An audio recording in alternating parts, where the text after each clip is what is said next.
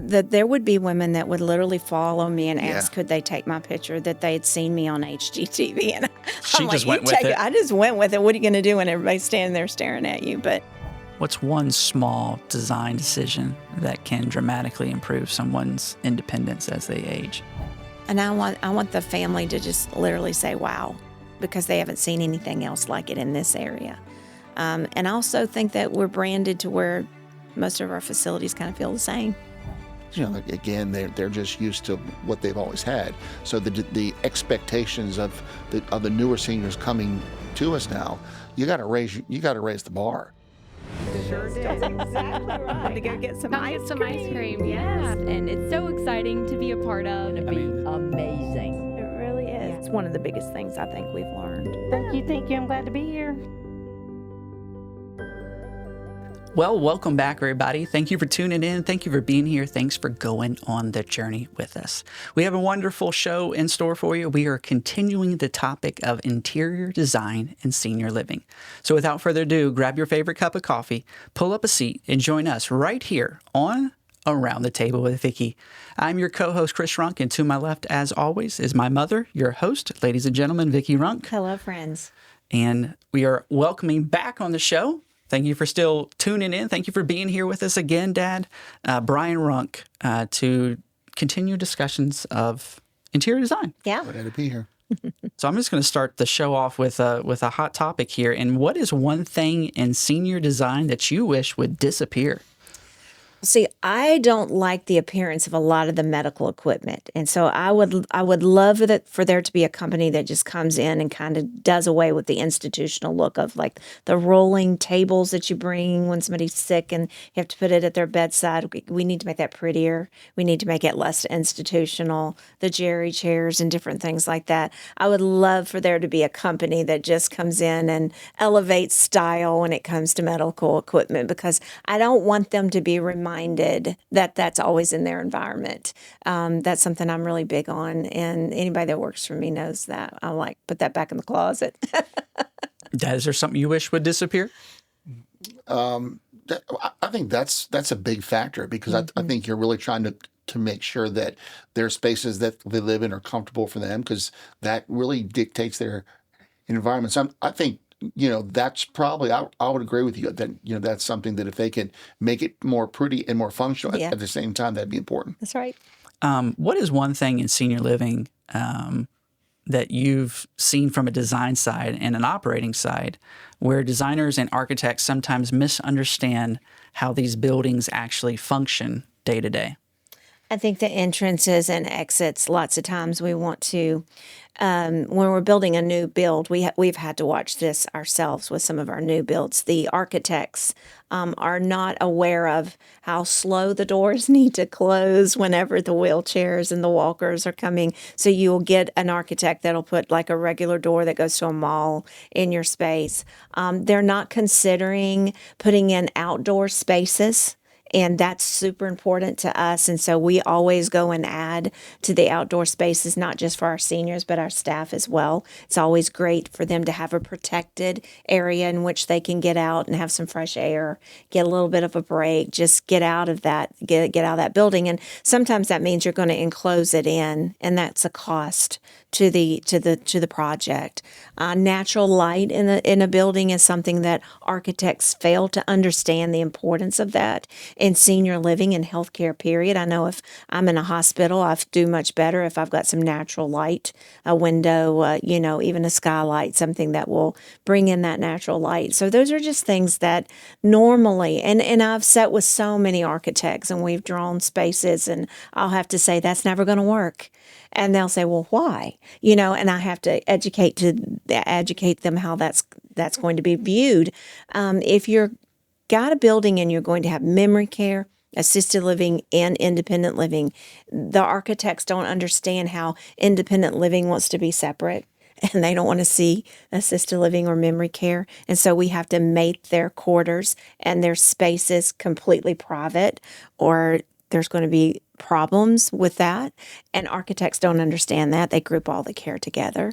So it's fun to sit at a table and do a new design and really watch the architects learn from the experience that we've had. Yeah, I think they oftentimes get sort of stuck in their box as to what they do. They don't always look at the functionality of things, of what happens when they leave. I mean, they create this beautiful building and it all looks good, but oftentimes how functional it is for the residents.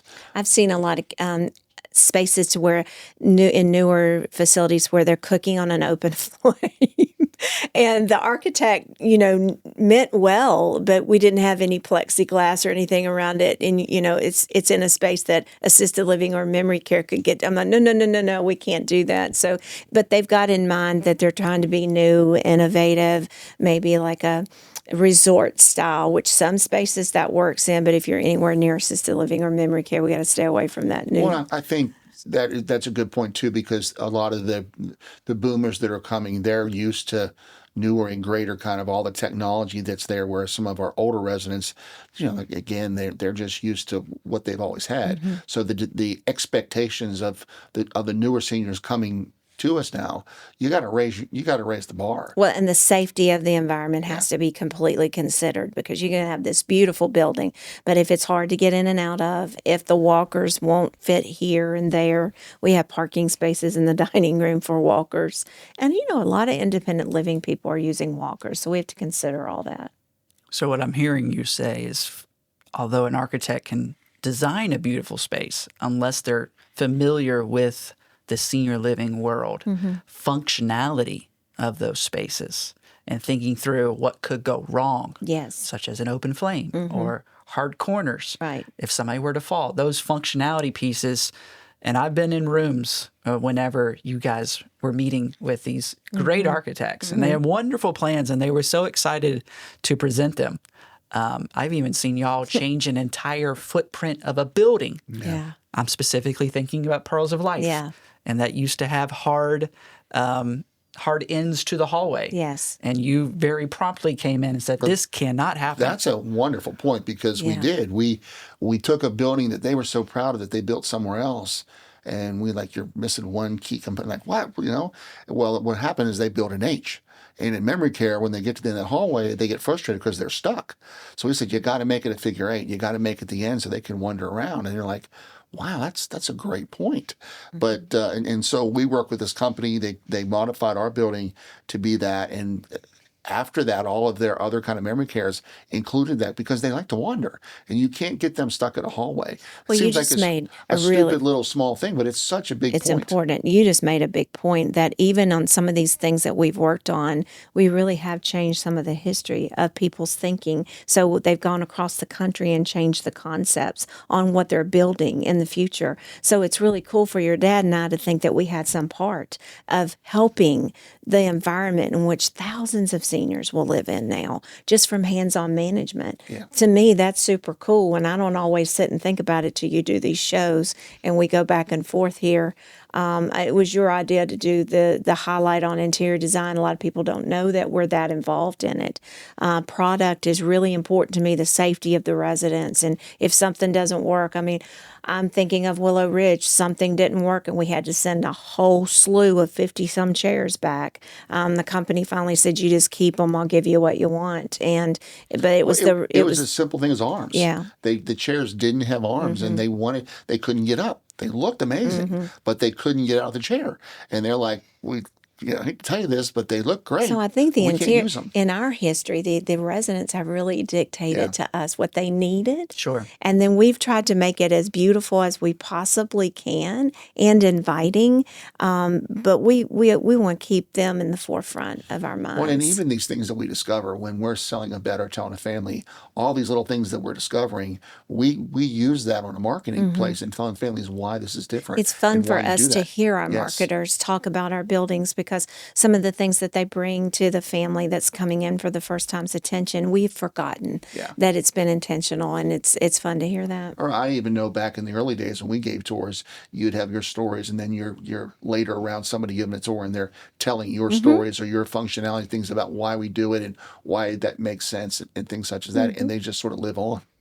I'm thinking about so many stories right now, but for you to say that I think functionality dictates everything. Yeah. We've all picked out beautiful pieces of furniture only to get them in the buildings and quickly learn that that's not the right choice and have to send it all back. Yeah.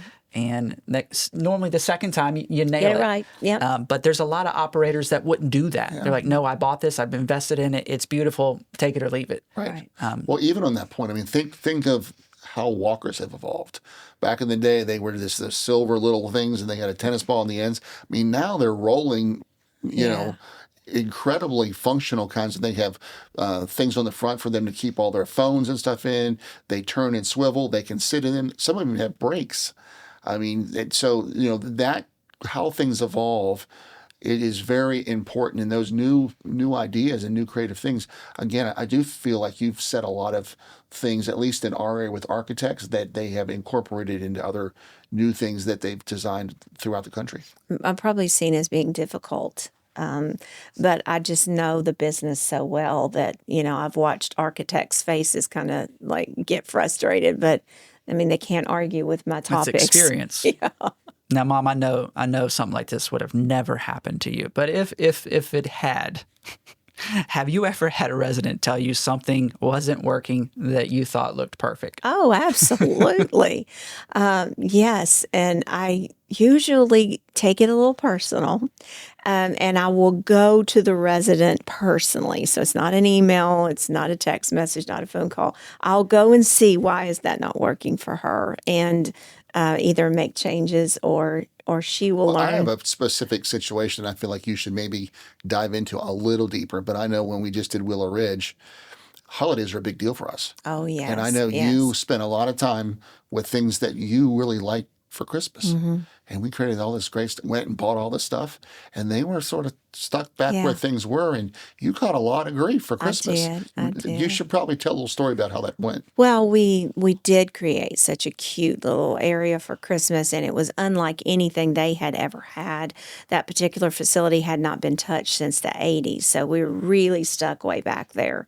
And so the idea of bringing fun things for Christmas, like a pink Santa Claus instead of the red and green, and because we had pastels in there, and the white tree, the white garland, and it was a little bougie. Okay, so it wasn't your traditional Christmas. But one of the things we settled on Christmas number 2 is that I wanted them to be happy. So Christmas number 1, they had to put up with all of my new colors for Christmas. Christmas number 2, we met in the middle, and I did put some things in there that were more traditional, still a little pastel colors, but they were okay with that. And then we encouraged them to decorate their rooms the way they wanted them to be, because everybody had 60 different pieces of advice on how the common spaces were to be decorated. So we listen. And it doesn't always work to where we change our mind, because we're trying to connect with community and children coming in. Yeah, and you we had want a the tree children. there. Remember that they could put some of their own stuff on and Yes, we created brought their own that's tree, right. and it was their they each got to bring Their some own things that ornament. were special, Yeah.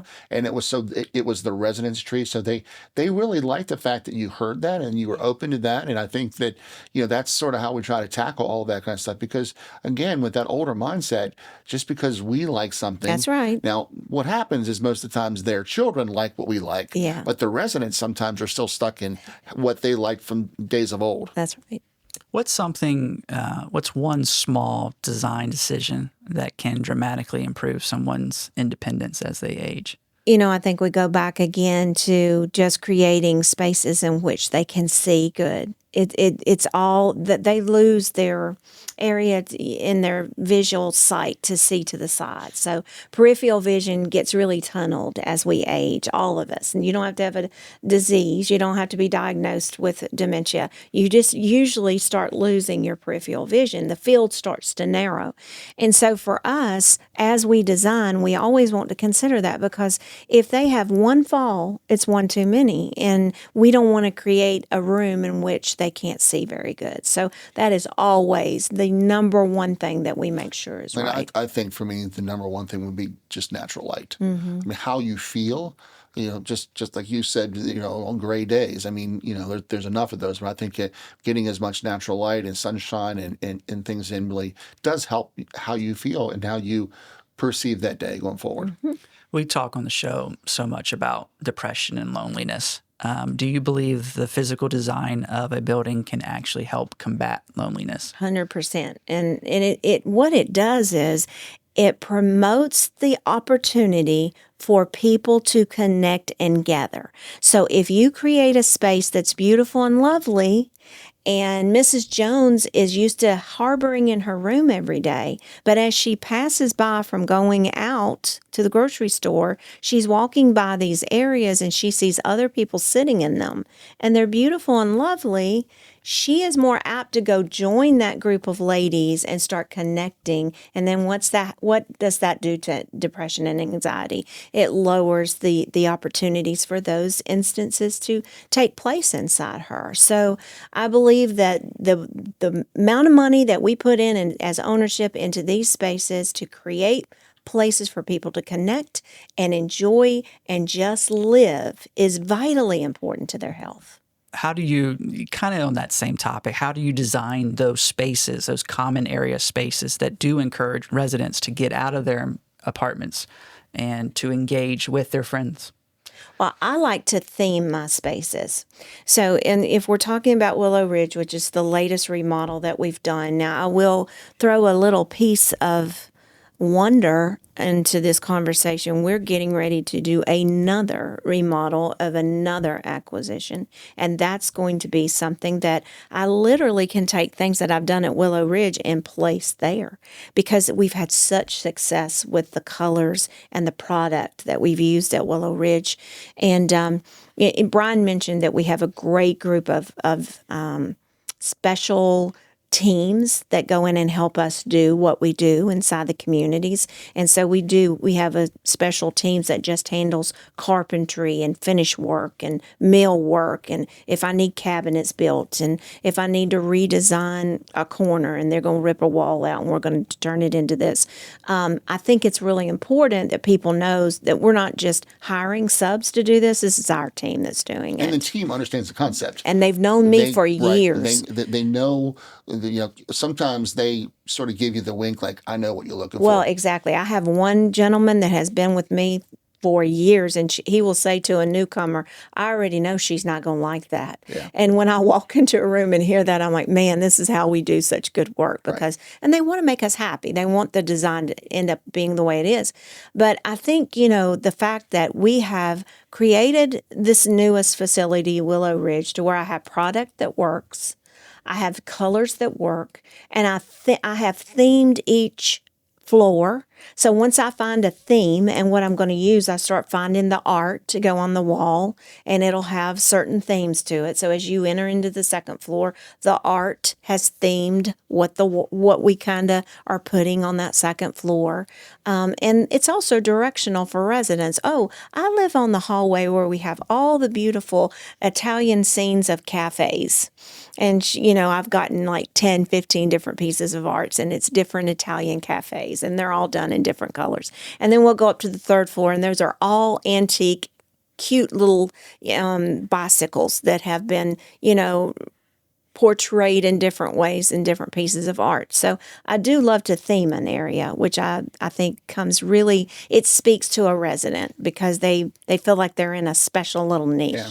I think you do much better with those kind of things now. But I remember back in the early days when we were first sort of figuring stuff out, mainly Liberty Ridge, I remember we would go to take a weekend trip, and we would go places, and we would oftentimes have a trailer behind the van. Yes, we would. And we would hit the Home Goods. So we would sort of mark it out and That's say. before it came to Lynchburg. We had to travel. We had to travel to Home Goods. I mean, you could probably do a commercial for them. But we would go, and they would have like 4 Home Goods in like a 25-mile radius. And we'd go there, and we'd get a hotel and have nice dinner, but we'd go to Home Goods. And she'd go through. I specifically remember going to Richmond one time, right by Short Pump. And Home Goods stays open until 10. Yeah. Well, we would maximize that. We would be there going in there at 9:30, still getting final stuff.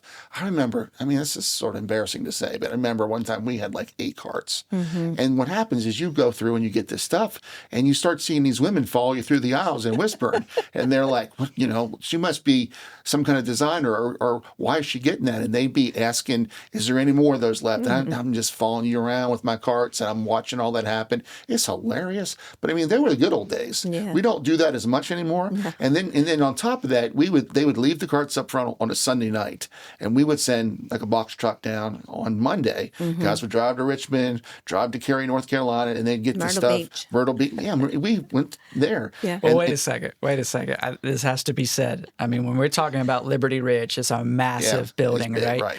It wasn't 8 shopping carts. Yeah. I mean, it was more Days. But maybe more like 24, if not half the store. Well, but it was always fun because people would look at you and you'd see them whispering. And I mean, they were fun for us. I enjoyed that because we got a budget for that. And the Well, cool- what was so frustrating for me, you would always say, "What are you going to do with that?" And I would say, "Please quit asking me that. I know I you don't would. know right Yeah. now." And that was so true. You really didn't know, but then you'd bring them back, and we had a warehouse space, and we'd organize it, and then you'd sort of get the vision, and you and Caitlin would go in, and then we'd walk through, and stuff was done, and it's like, Magic. wow. And people would say, "Where'd you find that?" And it's like, I mean, you didn't even know at the time, but they would What all I work loved together. about that kind of shopping is everything was one of a kind. Yeah. So it's not like we're just pushing a button from a major vendor that just does healthcare and they're going to go sell it to 45 different homes. Right. I totally took days, if not weeks, to choose every single item that went into they would those be like every homes. weekend we'd have these mapped out for these trips, and we'd bring them back and we'd store them. Our guys would know where are we going on Monday. They'd pick the stuff up, and we had money to do all this stuff. So I mean, everybody liked shopping, but it was fun. You could go shopping. You had money, and on my part, we were buying things more economical, even though you're buying a quantity. But it was fun times, and I think when you invest your love and passion of what you're trying to create, and you do all that kind of stuff, it's even more special Well, when it goes in a building. It definitely is special because when I watch a resident come in and enjoy something that we've actually gone and chosen and placed for them, it's like you're welcoming them into your home, Right. Because it's your touches, and I love that. I mean, Christopher, you can probably talk about the trips too, because Well, guys, don't forget there was one time in a city that we couldn't send somebody to pick up things immediately. We actually went and purchased storage units in that that's city I remember that. Yeah. and put all the I stuff. mean, this is in. real. This is real stuff. We're not making this up. We actually did all this stuff. I mean, it was a blast. I would do it again. You're but it was right great. about It that. wasn't for me. I had to move it all. there would be women that would literally follow me and ask, could they take my picture, that they had seen me on HGTV, and She I'm just like, went you with take it. I just went with it. What are you going to do when everybody's standing there staring at you? But we got to where we go late at night because there wasn't many people there that could trail And the behind store you. manager would give Oh, you yeah. 2 or 3 people, and they'd have carts, and Yeah. you became best friends at the end of the day. And that I mean, we There's don't a lot do that of as much. local That was fun. stores Yeah. here that still, when I come in, they'll say, "How can we help you today?" Well, the This other is thing that you're really good at is we would go to these sort of consignment shops where people would get One of a kind. one of the kind pieces, Yes. or where they would sell things from their house. And you get these really unique kind of pieces Yep. that were special. I mean, we just did that recently, and you get this stuff, and it was out of state, and they bring it sometimes up out of the country. Yeah, We just brought yeah. some things back from Belgium the from other Belgium day. that somebody had bought, and we found that this. Through connections, Yeah. though, now these girls start to call us and send pictures, and I'll say I want it, and then we send a truck, and it is cool. So I did want to ask, because, talk about custom furniture. How do you balance the design aspect with that, but also with the fact of you're dealing with wheelchairs and walkers, housekeeping carts, spills, maintenance, and 24-hour use? Folks can be pretty rough on the furniture in there. And you do a great job through many years, you both do, through many years of finding what materials work inside the buildings. Yeah, I don't believe in using anything other than a faux leather, and faux leathers are only going to last a year or two. And we know that. So in our budget, we know that, room X and Willow Ridge is going to need to be replaced in 18 months. But we don't spend as much on the furniture, and we're able to rotate it through that way. I have used a lot of heavy velvets with independent living, and it's working well. And it gets some texture and warmth to a room. But most of the time, we're doing wipeable fabrics. Same thing with carpets. Where an L1 blend that can be cleaned well and different things such as that. So we always try to make sure that things that we can maintain and they can, And clean speaking well of carpets, survive. we actually have a local vendor that comes in and steams all of our carpets on a regular basis everywhere, from restaurants to facilities to hotels. I mean, they do a lot of work for us. We usually talk about designing for residents. What about employees? Can the building design actually affect staff efficiency, morale, and even retention? Oh, 100%. And we do, like, for memory care, the staff gets to go to the sensory rooms, which I think is fabulous, and sit down, have a Coke on their break. The outdoor areas is super important, and every facility has a spot in which they can kind of claim as their lounge. And sometimes we'll tell a staff member, if you need to clock out and go walk around the building a little bit, you just tell me, and we give grace for that because sometimes you got to get out. If you were given an older senior living community with limited renovation budget, what 3 areas would you invest in first that would make the biggest difference in the residents' daily lives? I think number one for me would be the exterior because what people judge what they see, first of all. So I think, a coat of paint goes a long way. And most of these older buildings have really not been touched from the outside. Things are faded. So I think paint or vinyl siding there's board and batten and stuff now that's very cost effective, goes a long way because when people judge you by Well, what they see. You look what we've done to Leesville Road. Yeah. I mean, that was a major renovation, and I enjoyed every bit of that. That was fabulous, and you can look up the befores and afters and see what we've done. I think the yard and the grounds around the facility is very telling And on your what you're entrance, going to that see. first thing you see And when you walk in. we're not always perfect. Sometimes we're low on getting our people to mow. We have a contractor that we've contracted with, and sometimes they're short of staff, and we understand all that. But for the most part, it's important to take a good look at your exterior and what's going on. And I think the entrance of a facility in the dining room is of utmost importance as well. That first impression when you come in from the outside, how it looks, and when you walk in the door, how does it speak to you? How does it greet you? That sort of sets the tone for the whole tour, not just for the family, which is your first person you're trying to get hooked in, but also for the residents. Again, another quick story is we had a person who was one of our vendors that his parents were struggling at home. He was taking care of them at home, and they were totally against going to a facility. They came for the tour. When they first walked in, the colors, and then the staff who met them, the person who ran the building, when they left, his mom said, "Can I move in tomorrow?" Whenever they thought that they wouldn't even consider moving in there. But it's all about that first impression and what they see, and does it feel like home? What do you guys feel like the next generation of senior living residents will refuse to accept that today's residents simply live with? The quiet life. Just the quiet life. I think that the new generation is going to expect a complete schedule of activities that probably are more elevated than what we do, which I don't even know how you could do that, but we'll have to find cruise ship directors pretty much, entertainment all the time, options, lots of dining options. Right now, our seniors are really content just being quiet. And sitting in beautiful areas and outside spaces are going to be even more important than they are now. And they're super important now. Places to grow vegetables, plant your plants, walk. I think water features are going to be important outside.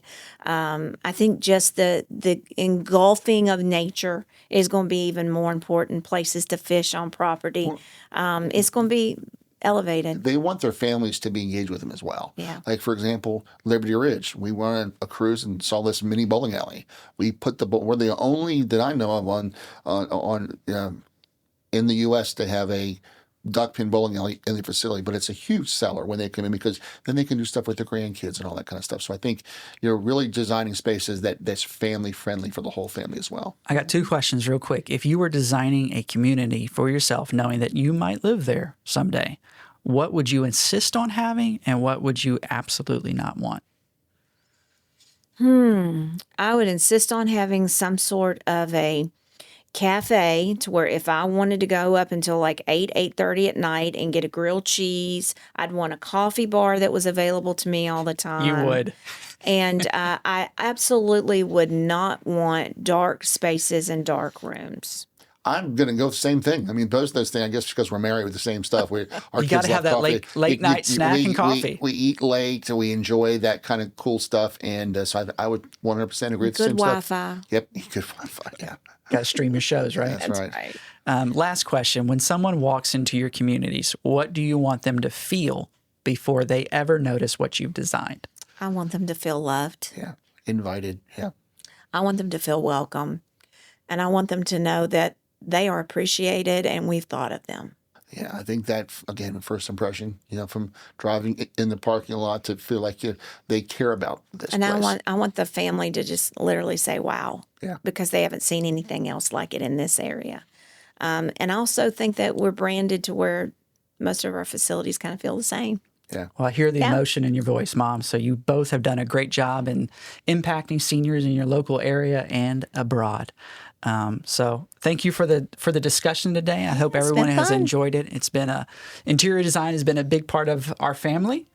And so it was fun to go down the journey with you I both. think that's honestly what care is, what it's all about. That's what you come for, and you want to have good care. But I think the interior design is probably the one thing that sets us apart, especially you and Caitlin, as to what you do that makes it different. Here you go. Thanks for being on the show today, Dad. Love it. And Mom, at the end of the show here, we know you got a special quote for us, so take it away. The best rooms have something to say about the people who live in them, and I really want you to take that to heart today. We care about the people that live with us. I hope you've enjoyed all of this information that's been rolled out to you. I hope you get to know us a little bit better because we love getting to know you. Until next time, I'm Vickie, and we're all right here around the table.